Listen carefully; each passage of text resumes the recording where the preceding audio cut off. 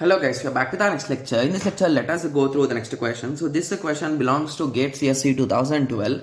The question is, okay, register renaming is done in a pipelined processor. Okay, so they are asking, why do we rename the registers names in a pipeline processor? Okay, so now let us go through the options. So let us assume from options, guys, because I think we did not discuss any type of concept about this renaming and all those things, right? Yes. Okay. So as an alternative register allocation at compile time. Okay.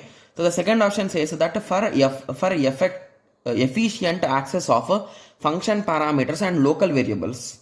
Okay. To handle certain kind of hazards. Okay. As a part of address translation. Okay, so let us take some analogies here, guys. Okay, so assume that we are using pipeline. Okay, so in that initially I told one register is R2. Okay, so later on due to some requirement I changed it to R3, the name. Okay, so what will this help is the question. So first option says that as an alternative to register allocation at compile time.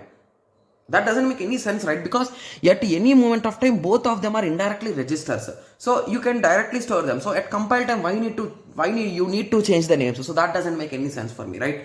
The same with the second option also. So for effective access to function parameters and local variables, so if you are trying to store some variables, even if it is in R2, even if it is in R3, even if it is in R10, if it is in the register, so any register it is the same, right? Yes. So it is indirectly, I think this option also might be wrong, because here we are talking with respect to registers, not predefined registers. So if it is in accumulator and if it is in program counter, these will vary, but those are some kind of special registers, right? Those are not normal registers. Okay. Coming on to option C, to handle some hazards. Okay, so this could have some potential because there are various types of hazards. We are having data hazards, we are having control hazards, we are having structural hazards. So does this come under structural hazards? Are we adding a new kind of register? No, we are just renaming it. So it doesn't come under structural hazard.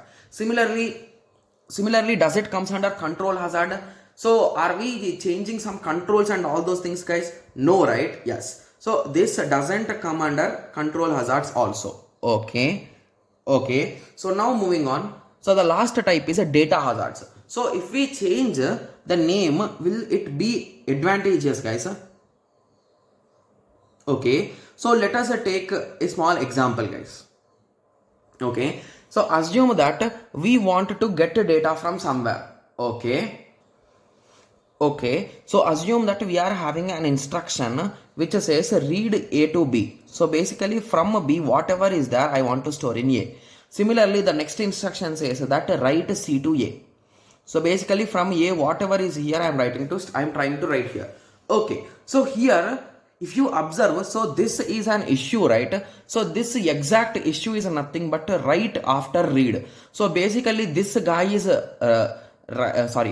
this guy should write and after that you should read, but you are reading early, so this is an issue, right? Yes. So whenever we change these terminology, so basically instead of A, you take some other letter B and store the result predefinedly in it.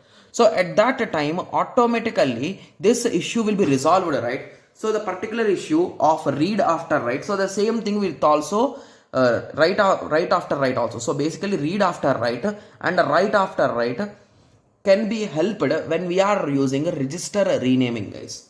Okay, coming to the last option, that is a D, a part of address translation. So basically what is address translation is, so these addresses we will be storing in bits and we will be transferring them, right? So we'll be converting from bits to this and that to this, right? Addresses.